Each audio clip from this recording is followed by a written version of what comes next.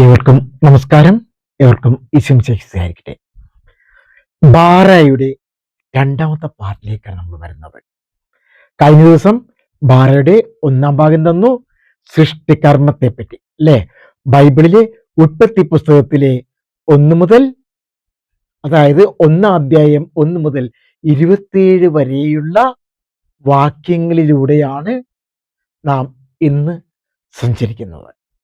അതിൻ്റെ ആരംഭത്തെ പറ്റിയാണ്, അല്ലെങ്കിൽ സയൻസും ബൈബിളും കൂടിയുള്ള ഒരു പാരലൽ യാത്രയായിരുന്നു ഞാൻ കഴിഞ്ഞ ദിവസം തന്നത്.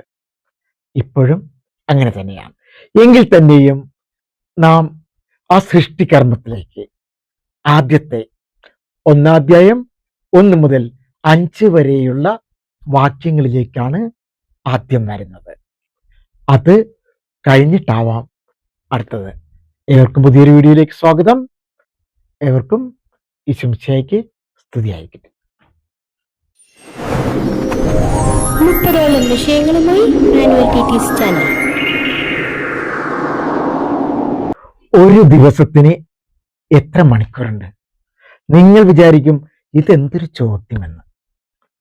അതെ, ലോകത്തെല്ലായിടത്തും തന്നെ 24 മണിക്കൂർ തന്നെയാണ് ഒരു ദിവസത്തിന്. ചിലയിടങ്ങളിൽ അത് 23 ആകാം, 25 ആകാം. അതായത് യൂറോപ്യൻ കൺട്രീസിൽ ടൈം അറേഞ്ച് ചെയ്ത് വരുമ്പോൾ ചിലപ്പോഴെല്ലാം അങ്ങനെ വരുന്നു എന്നാണ് പറയുന്നത്. മറ്റൊരു കാര്യം കൂടി ചോദിച്ചോളട്ടെ. പകൽ എന്ന് പറയുന്നത് എന്തിനെയാണ്? സൂര്യൻ ഉദിക്കുന്നു, സൂര്യൻ അസ്തമിക്കുന്നു. സൂര്യൻ ഉദിക്കുന്നതിൻ്റെയും അസ്തമിക്കുന്നതിൻ്റെയും ഇടയിലുള്ള സമയത്തെയാണ് നാം പകൽ എന്ന് പറയുന്നത്. സൂര്യാസ്തമനത്തിനും സൂര്യോദയത്തിനും ഇടയ്ക്കുള്ള സമയത്തിനെയാണ് നാം രാത്രി എന്ന് പറയുന്നത്. സൂര്യോദയമാണോ പകലിന് തീരുമാനിക്കുന്നത്? അല്ലെങ്കിൽ ആ വെളിച്ചമാണോ പകലിന് തീരുമാനിക്കുന്നത്? അങ്ങനെയെങ്കിൽ ഫിൻലൻഡിലെ 2 സ്ഥലങ്ങളിൽ അങ്ങനെ ആകില്ല. അവർക്ക് പകലുണ്ടാവില്ല. ഒരു 75 ദിവസം നീണ്ടു നിൽക്കുന്ന പകലാണ്. അതായത് പകലിന് 75, അതുപോലെ രാത്രിയും 75 മണി. ആ 2 സ്ഥലം എന്ന് പറയുന്നത് ഉഡ്ജോക്കിയും നബ്രാമും. ഈ 2 സ്ഥലങ്ങൾ ഫിൻലൻഡിലെ ഏറ്റവും വടക്കേ അറ്റത്തെ ഗ്രാമമാണ്. ഇവിടങ്ങളിൽ വേനൽക്കാലത്ത് ഏകദേശം 70 മുതൽ 75 ദിവസം വരെ സൂര്യൻ ഇങ്ങനെ പ്രകാശിച്ചു കൊണ്ടിരിക്കും. ഇത് 75 മണിക്കൂറല്ല, 75 ദിവസത്തോളം തുടർച്ചയായാണ് അത് കാണുന്നത്. അതിനെ മിഡ് നൈറ്റ് സൺ എന്ന് പറയും. അതുപോലെ തന്നെ 75 ദിവസം തുടർച്ചയായി സൂര്യനെ കാണാതിരിക്കും. അങ്ങനെയും ദിവസങ്ങളുണ്ട്. അപ്പൊ അവരുടെ ദിവസം എന്ന് പറയുന്നത് 1800 മണിക്കൂർ ആയിരിക്കുമോ? അതായത് മനസ്സിലാക്കുക, സൂര്യൻ ഉദിക്കുകയും അസ്തമിക്കുകയും ചെയ്യുന്ന ആ ഒരു ഗ്യാപ്പിനെയാണത് പറയുക. അങ്ങനെയെങ്കിൽ ആ 75 ദിവസം അവർക്ക് സൂര്യൻ ഇല്ലാതെയാവും. അപ്പൊ കൂരിരുട്ടായിരിക്കുമോ? പ്രകാശം ഇല്ലാതെ വരുമോ? അങ്ങനെയുള്ള കുറച്ച് സ്ഥലങ്ങൾ നമ്മൾക്കുണ്ട്. തുടർച്ചയായി 75 ദിവസത്തോളം പകൽ കാണുന്നതിന് മിഡ് നൈറ്റ് സൺ എന്ന് പറയും. എന്നാൽ 75 ദിവസത്തോളം സൂര്യനെ കാണാതെ ഇരിക്കുന്ന ആ ദിവസങ്ങളെ പോളാർ നൈറ്റ് എന്നും പറയും.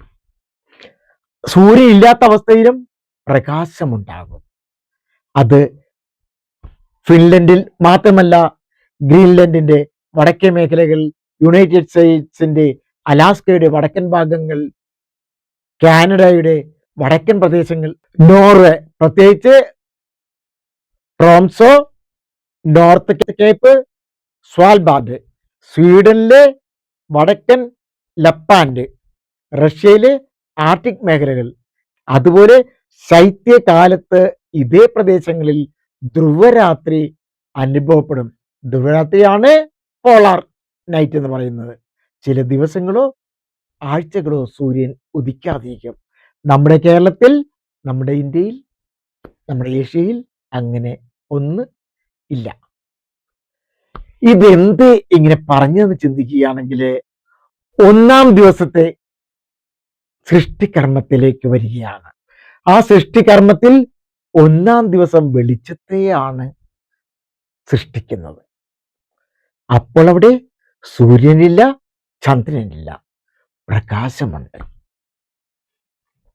ഈ ആശയവുമായി ബന്ധിപ്പിച്ചിട്ടാണ് ഞാൻ ഇത്രയും നേരം മണിക്കൂറുകളുടെയും ദിവസങ്ങളുടെ ഒരു ദിവസത്തെയും സൂര്യന്റെ ഉദിക്കലിനെ പറ്റിയും അസ്തമിക്കലിനെ പറ്റിയും പറയുന്നത്. അതിലേക്കാണ് ഞാൻ എത്തുന്നത്. ഇനി വായിക്കുന്നത് ഉൽപ്പത്തി പുസ്തകത്തിലെ 1-ാം അധ്യായം 1-ാം വാക്യം മുതൽ 5-ാം വാക്യം വരെ. 27 വരെ വാക്യങ്ങൾ ഞാൻ വായിക്കുന്നില്ല. ഉൽപ്പത്തി പുസ്തകം 1-ാം അധ്യായം 1-ാം വാക്യം. ആദിയിൽ ദൈവം ആകാശവും ഭൂമിയും സൃഷ്ടിച്ചു. ഭൂമി രൂപരഹിതവും ശൂന്യവുമായിരുന്നു. ആഴത്തിന് മുകളിൽ അന്ധകാരം വ്യാപിച്ചിരുന്നു. ദൈവത്തിന്റെ ചൈതന്യം വെള്ളത്തിന് മീതെ ചലിച്ചുകൊണ്ടിരുന്നു. ദൈവം അരുളി ചെയ്തു, വെളിച്ചം ഉണ്ടാകട്ടെ. വെളിച്ചം ഉണ്ടായി. വെളിച്ചം നല്ലതെന്ന് ദൈവം കണ്ടു. അവിടുന്ന് വെളിച്ചത്തെ ഇരുളിൽ നിന്ന് വേർതിരിച്ചു.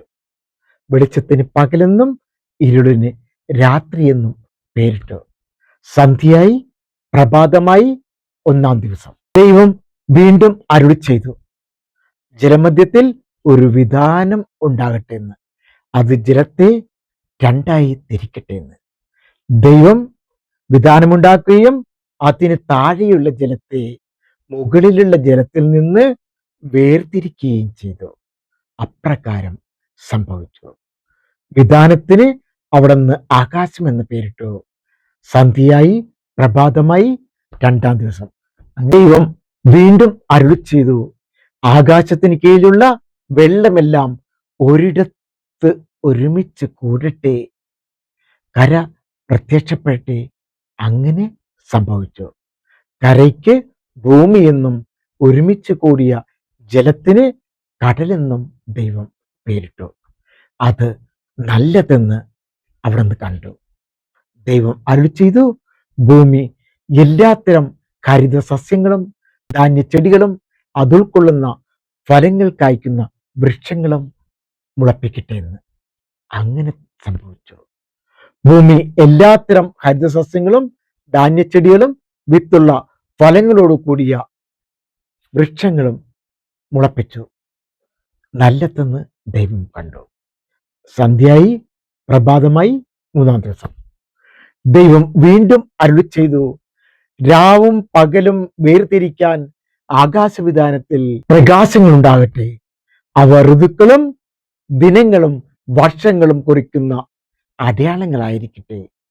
ഭൂമിയിൽ പ്രകാശം ചുരിയാൻ വേണ്ടി അവ ആകാശവിധാനത്തിൽ ദീപങ്ങളായി നിൽക്കട്ടെ.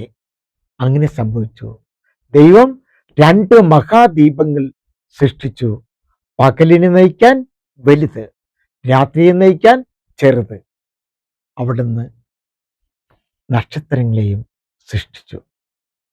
ഭൂമിയിൽ പ്രകാശം ചൊരിയാനും രാവിനെയും പകലിനെയും നിയന്ത്രിക്കാനും വെളിച്ചത്തെ ഇരുളിൽ നിന്ന് വേർതിരിക്കാനും ദൈവം അവയെ ആകാശവിധാനത്തിൽ സ്ഥാപിച്ചു. അത് നല്ലതെന്ന് ദൈവം കണ്ടു. അങ്ങനെ സന്ധ്യയായി, പ്രഭാതമായി, 4-ാം ദിവസം. നിർത്തുകയാണ് വായന. ഈ 1 മുതൽ 4 വരെയുള്ള സൃഷ്ടികർമ്മത്തിലേക്ക് ഞാൻ എത്തുകയാണ്. അതിൻ്റെ വ്യത്യാസം. ആദ്യം ദൈവം പറഞ്ഞുവല്ലേ, വെളിച്ചം ഉണ്ടാകട്ടെ. അതിലേക്കാണ് ഞാൻ എത്തുന്നത്. ബൈബിളിലെ പ്രപഞ്ച സൃഷ്ടി ശാസ്ത്ര പഠനത്തിലുള്ളതല്ല, ശാസ്ത്ര ശാഖയുമല്ല, വിശ്വാസ പാതയാണ്, വിശ്വാസ സത്യങ്ങളാണ്. അത് രണ്ടും കൂടി കൂട്ടിക്കുഴയ്ക്കേണ്ടതില്ല. അതിൻ്റെ തലങ്ങളിലേക്കാണ് ഞാൻ എത്തുന്നത്. ബൈബിൾ സ്വർഗത്തിലേക്കുള്ള പാത കാണിച്ചു തരുന്ന ഒന്നാണ്. എന്നാൽ സ്വർഗത്തിന്റെ പ്രവർത്തനം കാണിച്ചു തരുന്ന ഒന്നല്ല എന്ന് കൂടി നിങ്ങൾ ചിന്തിക്കുക. ശാസ്ത്രത്തെയും വിശ്വാസത്തെയും രണ്ട് തട്ടിലാക്കണമെന്നല്ല ഞാൻ പറയുന്നത്. അതിനെ യോജിപ്പിച്ച് കൊണ്ടുപോവുക. അതിനെപ്പറ്റി തന്നെയാണ് ഞാൻ ആദ്യത്തെ പാർട്ടിൽ വിശദമായി പറഞ്ഞത്. ഞാനിപ്പോൾ വരുന്നത് 1:4, 2:5 ആൻഡ് 3:6. കേട്ടിട്ടുണ്ടോ ഇത്? അതായത് നാം ട്രോളുകളിലൂടെ അറിഞ്ഞ ആ 1-ാം ദിവസം പ്രകാശത്തെയും 4-ാം ദിവസത്തെ സൂര്യചന്ദ്രന്മാരെയും സൃഷ്ടിച്ചതിനെ പറ്റി ആണ് പറയുന്നത്. അത് എങ്ങനെ ആകാമെന്ന്. അതാണ് 1:4. 1-ാം ദിവസം സൂര്യനെ സൃഷ്ടിച്ചില്ല, വെളിച്ചത്തെ സൃഷ്ടിച്ചു. 4-ാം ദിവസം സൂര്യചന്ദ്രന്മാരെ സൃഷ്ടിച്ചു. വല്ലാത്തൊരു കോൺട്രാഡിക്ടറി ആണ് അല്ലേ? പരസ്പര വൈരുദ്ധ്യം തോന്നിക്കുന്ന ഒന്നാണ്. സൂര്യനില്ലാതെ എങ്ങനെയാണ് പ്രകാശം ഉണ്ടാവുന്നത്? അതാണ് ഞാൻ ഇതിൽ പറഞ്ഞത്. സൂര്യൻ 75 ദിവസമായിട്ട് കാണാത്ത സ്ഥലത്തും പ്രകാശമുണ്ടായി അല്ലേ? ഉണ്ടോ? ഉണ്ടായി. ആ സാന്നിധ്യത്തെയും ഈ സാന്നിധ്യത്തെയും കൂടി പരസ്പരം ഞാൻ ഏകോപിപ്പിക്കുകയല്ല കേട്ടോ. അതിനെ സത്യമെന്ന് അറിയിക്കാൻ വേണ്ടിയിട്ട് തെളിവുകൾ എടുത്തതുമല്ലത്.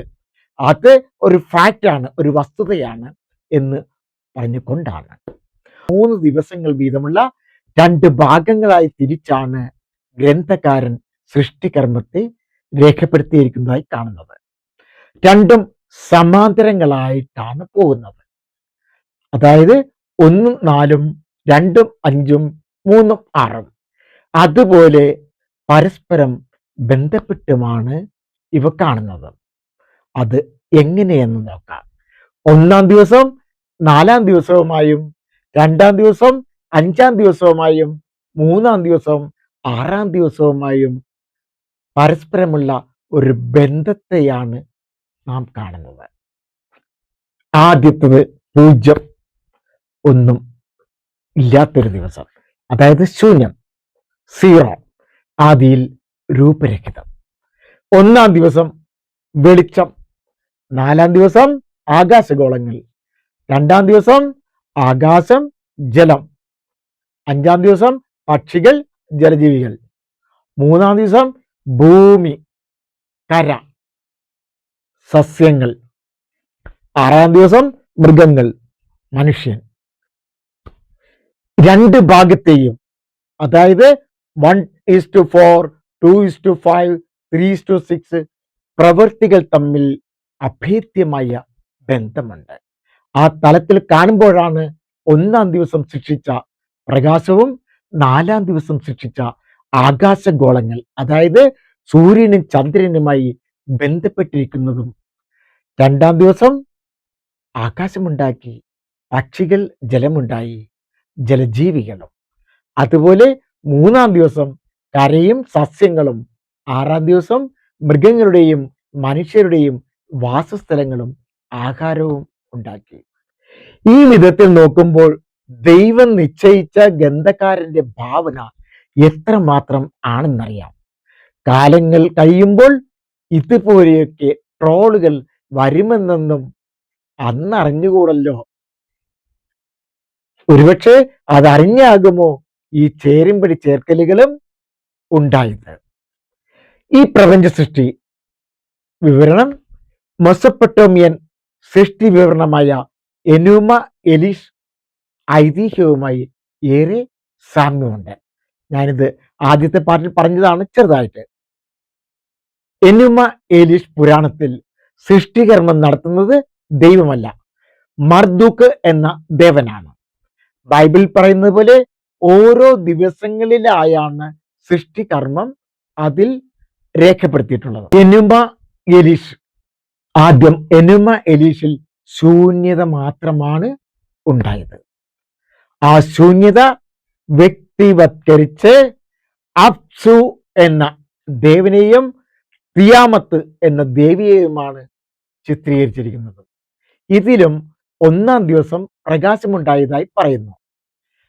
ആ ദിവസമല്ല ഇതിലും സൂര്യചന്ദ്രന്മാരെ സൃഷ്ടിക്കുന്നത്. മനസ്സിലാക്കുക, എനിമ എലീഷ് എന്നതില് ആ സൃഷ്ടി കർമ്മത്തിൽ വരുമ്പോൾ ആദ്യത്തെ ദിവസം വെളിച്ചമാണ് ഉണ്ടായത്, പ്രകാശമാണ് ഉണ്ടായത്. അവിടെ സൂര്യചന്ദ്രന്മാർ ഉണ്ടായിട്ടില്ല. ഞാൻ ബാര എന്ന ആദ്യത്തെ പാർട്ട് നമ്മൾ ചെയ്ത വീഡിയോ, ആദ്യത്തെ പാർട്ടിലെ ഒരു ഖണ്ഡികയിലേക്ക് ഞാൻ വരികയാണ്. അതിൽ ഞാൻ പറഞ്ഞു POC ബൈബിൾ, മറ്റ് പല ബൈബിളിൻ്റെയും 1-ാം അധ്യായത്തിന്റെ താഴെ ഒരു അടിക്കുറിപ്പ് കൊടുത്തിട്ടുണ്ട്. ഇത് ബാബിലോണിയയിൽ നിലനിന്ന ഒരു പ്രപഞ്ച സങ്കല്പത്തിനോട് സാമ്യമുണ്ട് എന്ന് പറഞ്ഞു. ആ ബാബിലോണിയയിൽ നിലനിന്നിരുന്ന പ്രപഞ്ച സൃഷ്ടിയെ പറ്റിയുള്ള സങ്കല്പമാണ് എനിമ എലീഷ് എന്ന പ്രപഞ്ച സങ്കല്പ പുരാണം. ഇത് ക്രിസ്തുവിന് മുമ്പ് 7-ാം നൂറ്റാണ്ടിലെ ഒരു ഗ്രന്ഥശാലയിൽ നിന്ന്, ഒരു ലൈബ്രറിയിൽ നിന്ന് ഒരു ശേഖരം, ലൈബ്രറി മീൻസ് ഉദ്ദേശിക്കുന്നത് ശേഖരം, ഒരു ശേഖരത്തിൽ നിന്ന് കിട്ടിയ അറിവാണ്. അത് മനസ്സിലാക്കുക, 7-ാം നൂറ്റാണ്ടിലുള്ള, അപ്പോഴെന്നത്തെയാണ്? അതിന് മുമ്പിലുള്ളതാണ്. അതായത് BC 11-12 നൂറ്റാണ്ടുകളിലാണത്. അതായത് BC 1100-നും 1200-നും ഇടയ്ക്കുള്ള കാലഘട്ടത്തിൽ രചിച്ചിട്ടുള്ള ഒന്നാണ് എനിമ എലീഷ്. അപ്പൊ നിങ്ങൾ ചോദിക്കും, ഉൽപ്പത്തി പുസ്തകം എന്നാണ് രചിച്ചിരിക്കുന്നത്? ഉൽപ്പത്തി പുസ്തകം രചിച്ചത് BC 500-നും 550-നും, അതായത് 6-ാം നൂറ്റാണ്ടിൽ. അതിനേക്കാളും എത്രയോ നൂറ്റാണ്ടിന് മുകളിലാണ്. ഞാനിത് പറയുമ്പോൾ നിങ്ങൾ മറ്റൊന്നും ധരിക്കരുത്, ഞാൻ ബൈബിളിലെ കാര്യങ്ങളെ നിശിതമായി വിമർശിക്കാനല്ല, ചില യാഥാർത്ഥ്യങ്ങളിലേക്ക് എത്തിക്കാനും അതിലൂടെ നമ്മിൽ വിശ്വാസത്തെ മുറുകെ പിടിക്കാനുള്ളതുമാണ്. ഇനി വരുന്നത് അതേപ്പറ്റിയാണ്. എന്നാൽ നിങ്ങളറിയണം എനിമ, നിങ്ങളറിയണം എലീഷ്. ഒരാള് നമ്മളോട് ചോദ്യങ്ങളായിട്ട് വന്നാൽ ഉത്തരമാവാൻ നമ്മൾ വേണം. നമ്മൾ അവിടെ ചോദ്യചിഹ്നമാകാൻ പാടില്ല. അറിവുകൾ നമ്മൾക്ക് അനിവാര്യമാണ്. ദൈവമാണ് ജ്ഞാനം നൽകുന്നത് എന്നതിൽ തന്നെ. എന്താണ് എനിമ എലീഷ്? ഇത് അക്കാഡിയൻ ഭാഷയിലെ ആദ്യ വരിയിൽ പെടുന്ന വാക്കുകളാണ്. അർത്ഥം പറയുകയാണെങ്കിൽ മുകളിൽ, അല്ലെങ്കിൽ മുകളിൽ ആയിരുന്നപ്പോൾ, വെൻ ഓൺ ഹൈ, അതാണ് എനിമ എലീഷ്. പഴയ മെസൊപ്പൊട്ടേമിയൻ ഗ്രന്ഥങ്ങൾക്ക് ആദ്യ വരിയിലെ വാക്കുകൾ തന്നെയായിരുന്നു പേരായി നൽകുന്ന പതിവുകൾ. ഈ ഗ്രന്ഥം ഞാൻ പറഞ്ഞു ബാബിലോണിയൻ കേന്ദ്രമായ മെസൊപ്പൊട്ടേമിയൻ സംസ്കാരത്തിന്റെ സൃഷ്ടിപുരാണമാണ്. ബൈബിളിലെ സൃഷ്ടിപുരാണം ഇതാണെന്നൊന്നും ഞാൻ പറയുന്നില്ല, ദൈവത്തിന്റെ സൃഷ്ടിപുരാണം ഇതാണെന്നല്ല പറയുന്നത്. അതിനെയുമായിട്ട് സാമ്യമുണ്ടെന്ന് ഗ്രന്ഥകാരൻ ഒരു പക്ഷേ അത് ഉപയോഗിച്ചിട്ടുണ്ടാവും. മോശയാണ് ഉൽപ്പത്തി പുസ്തകം രചിച്ചു എന്ന് പറയുന്നത്.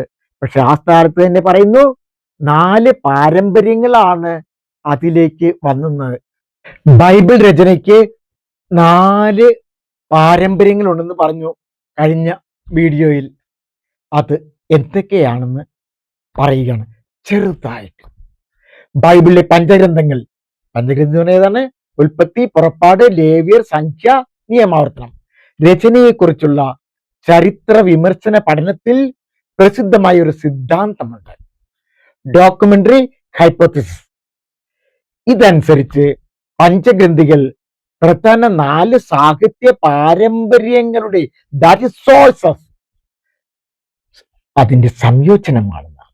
ഇതൊരു ഗവേഷണ സിദ്ധാന്തം കൂടിയാണ്. ഞാൻ പറയുന്ന 1:4 എന്ന് പറയുന്ന സിദ്ധാന്തം, അതിന് സിദ്ധാന്തമുണ്ട്. ആ സിദ്ധാന്തത്തെ പറ്റി അടുത്ത ദിവസമാണ് പറയുന്നത് കേട്ടോ. ഓക്കെ, ഇതിലോട്ട് തന്നെ വരാം. ഇതും ഒരു ഗവേഷണ സിദ്ധാന്തമാണ്. എല്ലാ ക്രൈസ്തവ സഭകളും ഔദ്യോഗിക വിശ്വാസ പ്രബോധനമായി പഠിപ്പിക്കുന്ന കാര്യമല്ല ഇതെന്ന് മനസ്സിലാക്കുക. 4 പാരമ്പര്യങ്ങളിൽ ഒന്നാമത്തത് യാവസ്റ്റിക്ക്. ജെ യാവസ്റ്റിക്ക്. രചനാകാലം ഗവേഷകരുടെ കണക്കൂട്ടലനുസരിച്ച് ഏകദേശം ക്രിസ്തുവിന് മുമ്പ് 10-ാം നൂറ്റാണ്ടാണ്. ജെ എന്നത് ജർമ്മൻ ഭാഷയിലെ ജാഹ്വേ എന്ന ദൈവനാമത്തിൽ നിന്നാണ്. മനസ്സിലാക്കുക, ജാഹ്വേ. ആദ്യം മുതലേ ദൈവത്തെ യാഹ്വേ എന്നവർ വിളിക്കുന്നു. ആദ്യം മുതലേ ദൈവത്തെ യാഹ്വേ എന്ന് വിളിക്കുന്നതുകൊണ്ട് യാവസ്റ്റിക്കായി ജെ എന്ന ഷോർട്ട് ഫോം അറിഞ്ഞു തുടങ്ങിയത്. മനുഷ്യനോട് വളരെ അടുത്ത് ഇടപെടുന്ന ദൈവത്തിന്റെ ചിത്രമാണ് അതിലുള്ളത്. കഥ പറച്ചിൽ ശൈലിയുണ്ട്, ദൈവ സാന്നിധ്യമുള്ള വിവരണങ്ങളുണ്ട്. അതായത് ഒരു ഉദാഹരണം പറയുകയാണെങ്കിൽ ഉൽപ്പത്തി പുസ്തകം 2-ാം അധ്യായം 3-ാം വാക്യം, ആദം ഹൗവ ഏദൻ തോട്ടം. ഇനി രണ്ടാമത്തെ എലോസ്റ്റിക്ക്. അത് ഇ എന്ന പാരമ്പര്യമാണ് എലോസ്റ്റിക്ക് അറിയപ്പെടുന്നത്. മറ്റത് ജെ ആണ്, ഇത് ഇ എന്നാണ്. രചനാകാലം എന്ന് പറയാവുന്നത് ഏകദേശം ക്രിസ്തുവിന് മുമ്പ് 9-8 നൂറ്റാണ്ടാണ്. ദൈവത്തെ ആദ്യം എലോഹിം എന്ന് വിളിക്കുന്നു, പിന്നീട് യാഹ്വേ എന്ന നാമമാണ് ഉപയോഗിക്കുന്നത്. അപ്പൊ ഈ എലോഹിം എന്ന് ദൈവത്തെ വിളിച്ചിരുന്ന പാരമ്പര്യത്തെയാണ് എലോഹിസ്റ്റ് അല്ലെങ്കിൽ എലോഹിസ്റ്റ് പാരമ്പര്യം അല്ലെങ്കിൽ ഈ പാരമ്പര്യം എന്ന് പറയുന്നത്. പ്രവാചകന്മാർക്കും സ്വപ്നങ്ങൾക്കും ദൈവദൂതന്മാർക്കും കൂടുതൽ പ്രാധാന്യം കൊടുക്കുന്ന പാരമ്പര്യമാണിത്. വടക്കൻ ഇസ്രായേൽ രാജ്യത്തിന്റെ പാരമ്പര്യവുമായി ബന്ധപ്പെട്ടതാണ് ഇത്. നെക്സ്റ്റ് മൂന്നാമത്തത് ഡ്യൂട്ടോണമിസ്റ്റിക്. ഇതിന്റെ രചനാകാലം എന്ന് പറയാവുന്നത് ക്രിസ്തു വർഷം, അതായത് ക്രിസ്തുവിന് മുമ്പ് 7-ാം നൂറ്റാണ്ടിലാണ്. പ്രധാനമായും ബുക്ക് ഓഫ് ഡ്യൂട്ടോണമിയുമായി ബന്ധപ്പെട്ട പാരമ്പര്യമാണ്. അത് നിയമാവർത്തനത്തോട് ബന്ധപ്പെട്ട പാരമ്പര്യമാണ്. ദൈവത്തോടുള്ള ഉടമ്പടി, നിയമം അനുസരിക്കേണ്ടതിന്റെ പ്രാധാന്യം, ആരാധന ഒരേ ഒരു വിശുദ്ധ സ്ഥലത്ത് കേന്ദ്രീകരിക്കണമെന്ന് ഉള്ള ആശയമാണ്. ജോസിയ രാജാവിന്റെ മതപരിഷ്കാര കാലവുമായി ബന്ധപ്പെടുത്തി ചില ഗവേഷകർ കാണുന്നു. അതായത് ഇവിടെ മൂന്നാമത്തെ പാരമ്പര്യം, ഈ 3 പാരമ്പര്യം വെച്ചാല് രചനയോട് ബന്ധപ്പെടുന്നതാണ് ഇത് പറയുന്നതായിട്ട് മനസ്സിലാക്കുക ഈ കാലങ്ങളെ. ഈ നാലാമത്തത് പ്രീസ്ലി, പി എന്നാണ് അതിലേക്ക് വരുന്നത്. രചനാകാലം ക്രിസ്തു വർഷം അല്ലെങ്കിൽ ക്രിസ്തുവിന് മുമ്പ് 6-5 നൂറ്റാണ്ടിലാണ്. ബാബിലോൺ പ്രവാസകാലത്തോ അതിനുശേഷം രൂപപ്പെട്ടതാകാമെന്നാണ് പല ഗവേഷകരും കരുതുന്നത്. പുരോഹിതന്മാർ, ആരാധനക്രമം, വംശാവലികൾ, വിശുദ്ധി, ഉടമ്പടി എന്നിവയ്ക്കാണ് ഇതിൽ പ്രാധാന്യം കൊടുക്കുന്നത്. ഉൽപ്പത്തി പുസ്തകം 1-ാം അധ്യായം 1 മുതൽ 24 വരെയുള്ള 6 ദിവസത്തെ സൃഷ്ടി വിവരണം ഈ പാരമ്പര്യവുമായി ബന്ധപ്പെടുത്തുന്നു. ഇതാണ് നാം ആദ്യം പറഞ്ഞത്. ഇത് വളരെ സിമ്പിളായിട്ട് മനസ്സിലാക്കാൻ പറ്റുന്ന ഒന്നുണ്ട്. യാവസ്റ്റിക്കിന്റെ ചുരുക്കപ്പേര് ജെ എന്നാണ്. യാഹ്വേ, കഥ പറച്ചിൽ, മനുഷ്യനോടുള്ള ദൈവത്തിനോടുള്ള ബന്ധം. എലോസ്റ്റിക്ക്, ഈ ഷോർട്ട് ഫോം എലോഹിം, പ്രവാചകർ, സ്വപ്നങ്ങൾ. ഡ്യൂട്ടോണമിസ്റ്റ്, ഡി, നിയമം, ഉടമ്പടി, അനുസരണം. പ്രീസ്ലി, പി, ആരാധന, പുരോഹിതർ, വംശാവലി. 6 ദിവസത്തെ സൃഷ്ടി. ഈ JEDP സിദ്ധാന്തം ബൈബിൾ പഠനത്തിലെ ഒരു പ്രധാന ഗവേഷണ രീതിയാണ്. എന്നാൽ ഇന്ന് എല്ലാ ബൈബിൾ പണ്ഡിതരും ഇതിന്റെ എല്ലാ വിശദാംശങ്ങളും അതേപടി അംഗീകരിക്കുന്നില്ല. ചിലർ ഇതിൽ മാറ്റങ്ങൾ നിർദ്ദേശിക്കുകയും മറ്റു ചിലർ സാഹിത്യ മാതൃകകൾ മുന്നോട്ട് വയ്ക്കുകയും ചെയ്യുകയാണ്.